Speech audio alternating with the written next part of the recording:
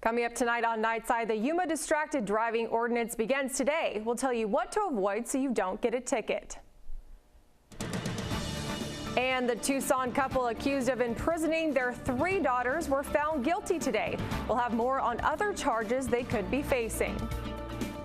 Plus, more into the chilling message posted by the female attacker on Facebook, pledging allegiance to ISIS. That's tonight on Nightside, which begins right now.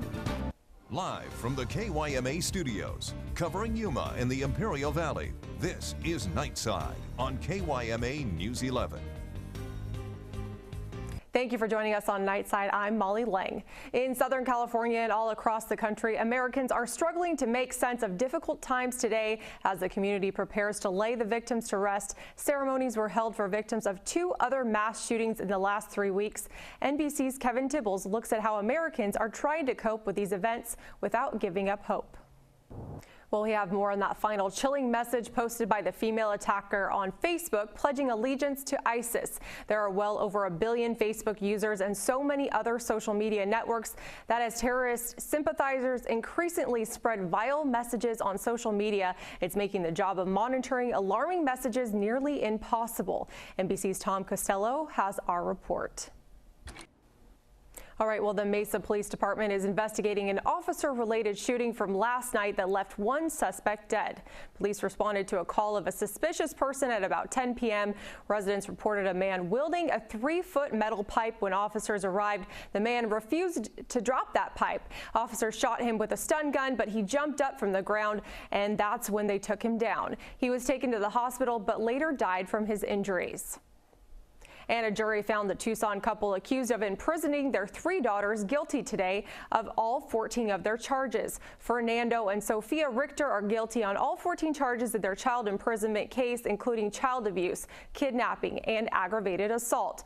The daughters said that they were denied bathroom breaks, often using a closet instead, and they were physically abused for up to 2 years. Fernando and Sophia will also be tried in Pinal County. It's believed similar crimes were committed, but there was no set date for their sentencing. All right, moving on now. Well, a reminder to everyone that today is the start of the hands-free driving ordinance in the city of Yuma. Mobile devices are not allowed while driving a car. That means no texting while driving or holding a phone while driving. You can talk on your phone, but you will be fined if you have the phone in your hand. So Bluetooth or hand-free devices are highly recommended. There is a 60-day grace period where police will give you just a warning if you're caught with your cell phones. If you get pulled over within the first 30 days, it will be a verbal warning. And the next 30 days, it will be a written warning. Unless you get into an accident while using your phone, you will be cited. You will be pulled over for it. There's possibility of citations. We will be working on, educating the public. We've been trying to do that, and we'll continue along with the city, trying to continue to educate people. We want everyone to be safe. Driving to me takes 110%. And these people are going down the road, like I was telling you, the girl had a cell phone in one hand, a hamburger in the other, driving with her knees.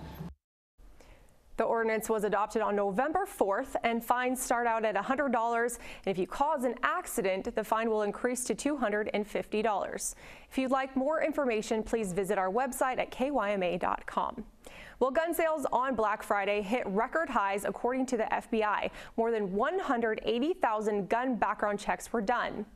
So we wanted to find out how gun sales have been impacted with the recent mass shootings. Here's what one Yuma gun store had to say about recent gun purchases. He also told us he thought the increase in sales could be from talks of gun reform. And a traffic stop in Seattle this week took an unexpected turn when the driver allegedly tried to snort cocaine right in front of the officer. The 73-year-old man was initially pulled over when he drove by the officer without his lights on.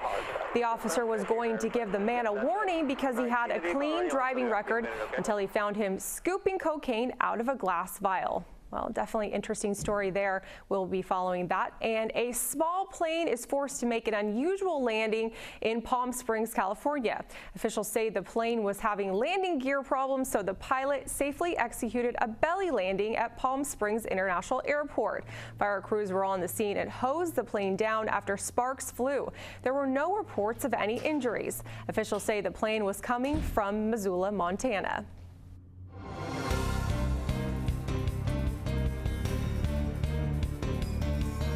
Well, it has definitely been a beautiful week out there today, and definitely a little warmer than this time of year than last year. It definitely feels warmer to me. Standing by in our weather center is Rob Fram, our very own weather authority. How are you tonight, Rob? Doing pretty good. You know, got to enjoy some Walt ham and sausage and good times and good folks all around, and yeah, some Southwest Classic basketball as well. Of course, we'll get into that in the sportscast, but here's what we're looking at outside. 11 into the desert Southwest. The bill has been sent to the White House for Barack Obama's signature. The proposed Interstate 11 will run between Las Vegas and Arizona. And with the bill, it will extend southward towards the U.S.-Mexico border and northward towards Nevada and Reno. Now, no funding is set aside for I-11, but supporters say that the expanded designation of the route helps the planning process and makes it more likely to get funding.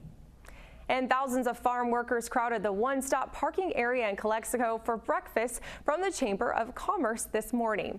Organizers with the Employment Development Department and Calexico Chamber of Commerce say that the event shows appreciation for the valuable contribution that the farm workers make to the local economy. The early breakfast has been held now for 35 years, and organizers say it gets bigger, better, and noisier each year. That's thanks to volunteers, including local music groups that give their time.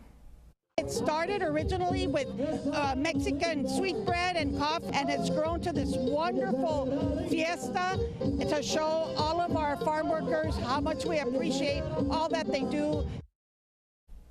And this Saturday is the City of Yuma's Military Appreciation Day. Military members will be treated to a free breakfast. Military vehicles and memorabilia will be displayed on Yuma Historic Main Street. There will be food, a kids zone, and lots of entertainment. The event will be tomorrow from 9 a.m. to 5 p.m.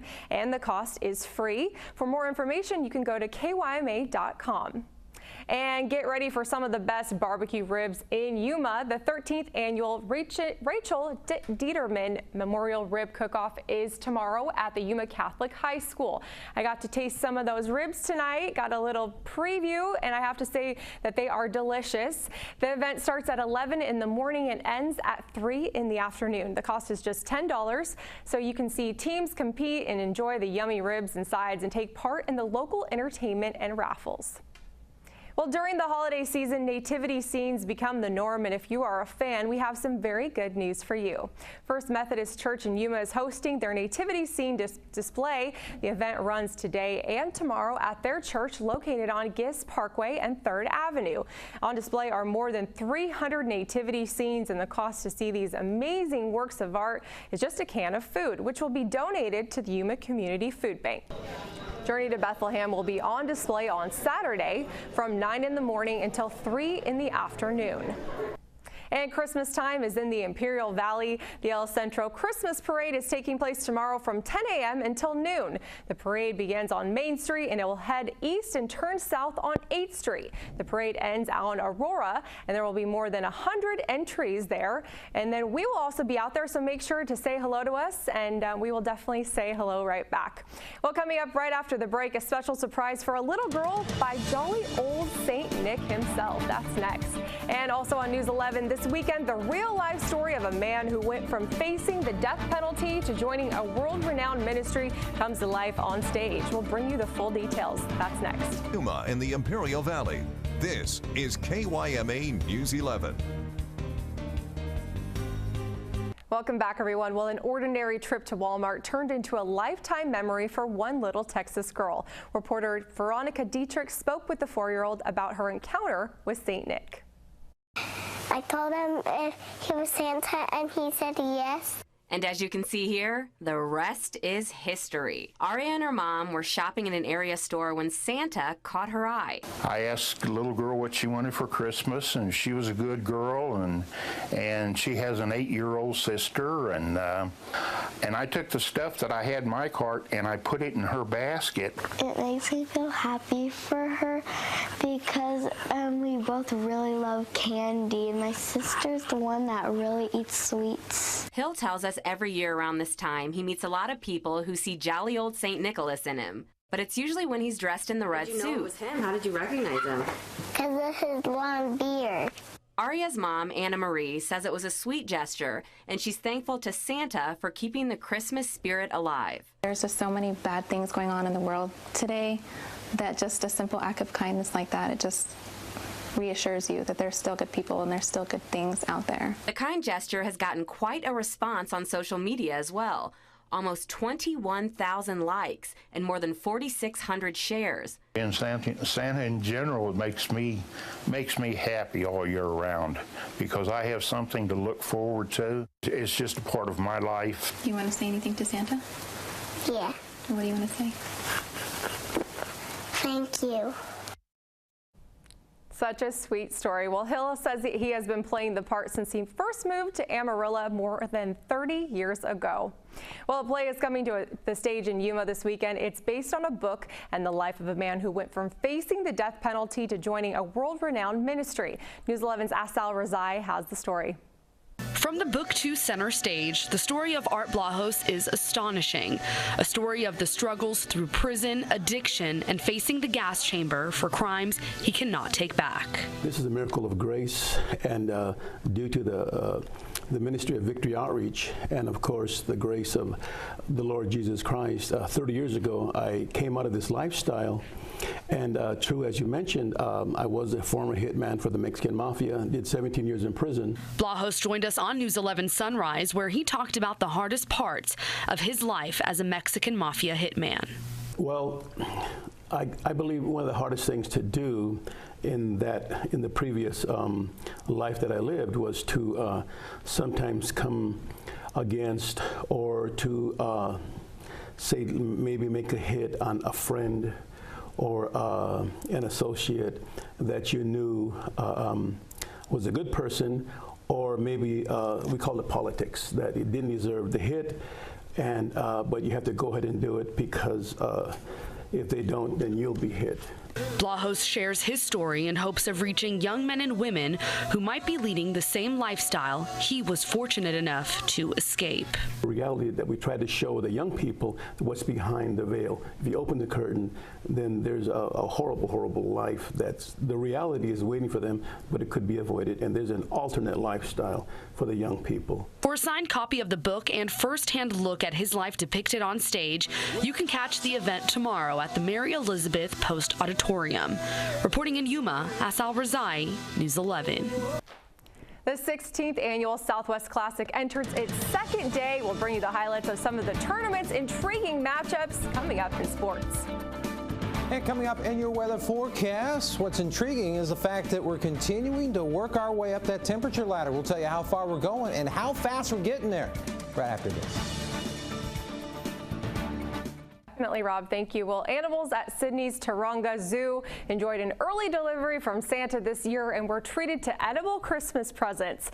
Now, the zoo said that the chimpanzees, including babies Fumo and Sudi, woke to find gift-wrapped food treats prepared by keepers and volunteers inside their enclosure.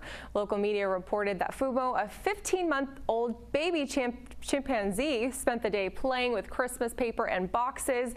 And according to the zoo, Esmeralda, the giant tortoise, who is the world's oldest resident, also enjoyed a festive treat in the form of a watermelon shaped like a Christmas tree. Well, isn't that special? See, even zoo animals can celebrate Christmas too. So that's pretty sweet there. Well, thank you so much for watching it.